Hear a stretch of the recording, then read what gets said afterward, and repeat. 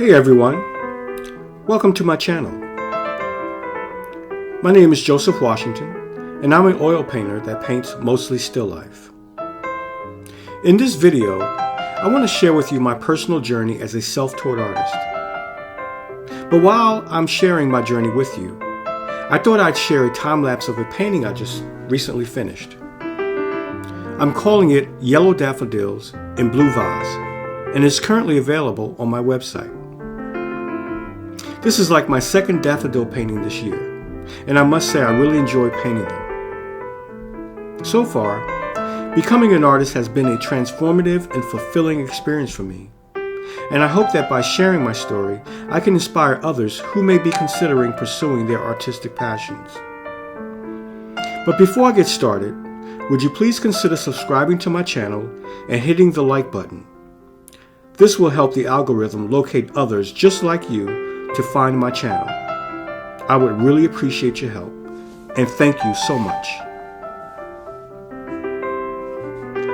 There's nothing else I can see myself doing for the rest of my life that brings me greater fulfillment than embracing the role of an artist. Within the realm of art, I discover peace from a crazy world riddled with chaos, discord, and violence. I was about 10 years old when I first recognized my strong desire for drawing. But little did I know that it was a calling predetermined by a higher power, a driven gift that was given to me.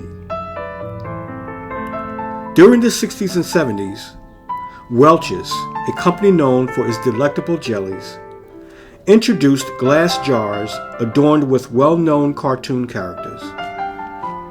I'm sure that some of you will remember these little jars, but I would sit at our kitchen table and I would spend hours drawing these characters.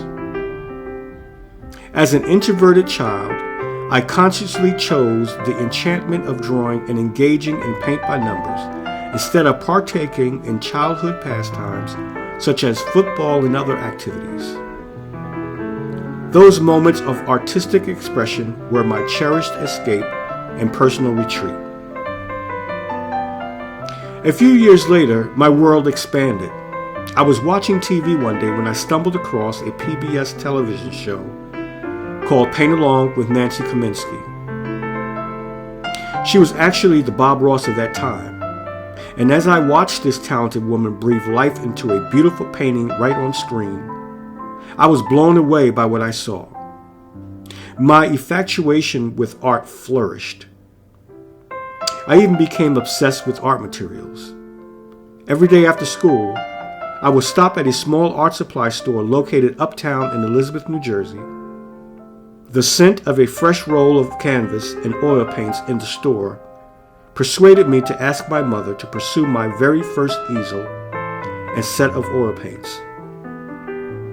Without delay, I embarked on a self-guided journey of learning to paint and draw by meticulously copying masterpieces from art history books that I borrowed from my local library. Following my high school graduation, I briefly attended Pratt Institute in Brooklyn, New York for about 6 months. A few years later, I've honed my skills through a few classes at the illustrious Art Students League of New York. The internet has truly revolutionized the way we learn. And as a self-taught artist, I am grateful for the vast array of online resources available. From YouTube tutorials to online art communities, there are endless means of access to art instruction. These platforms not only provide step-by-step guidance, but also foster a sense of community where I could connect with fellow artists. These platforms not only provide step-by-step guidance, but also foster a sense of community where I can connect with fellow artists, learn from their experiences, and receive constructive feedback. One of the most valuable lessons I've learned as a self-taught artist is the importance of embracing trial and error. Without a formal teacher, I relied on experimentation to understand different techniques and styles. Sometimes my attempts fell short, but instead of getting discouraged, I viewed them as stepping stones toward improvement. This mindset allowed me to grow both technically and creatively, and has instilled a sense of resilience that is crucial in any artistic pursuit. As an artist, inspiration can come from the most unexpected places. I found that by immersing myself in the various artistic styles, I was able to expand my creative horizons. I visited art galleries, read books on the technical aspects of painting, and studied the works of renowned artists.